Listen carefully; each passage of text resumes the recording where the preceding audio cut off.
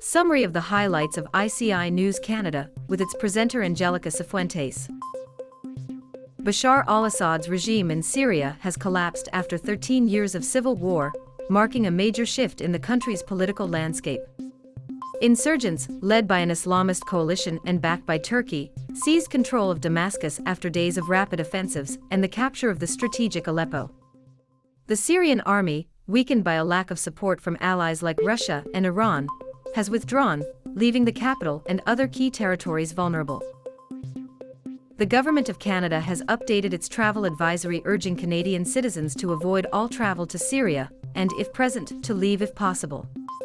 This recommendation is prompted by the continued deterioration in security, marked by armed conflict, terrorist attacks, and ongoing political instability in the country following the fall of the Bashar al-Assad regime. U.S. President-elect Donald Trump has announced a plan to implement significant new tariffs that could impact Canadian consumers and trade relations with countries including Mexico, Canada, and China. Economists warn, however, that these measures could generate significant increases in the prices of goods and services in Canada, thus affecting consumers.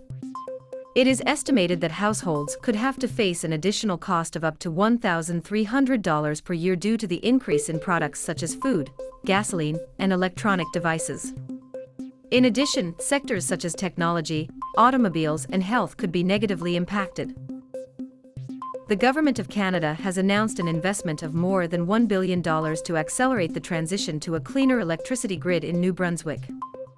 This funding is part of a broader effort to meet emissions reduction targets and improve the country's energy infrastructure.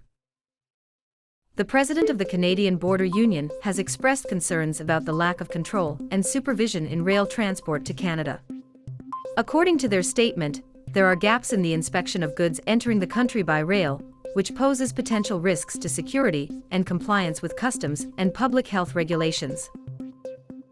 Quebec Premier François Legault recently met with Donald Trump in Paris, where they both attended the reopening of Notre Dame Cathedral.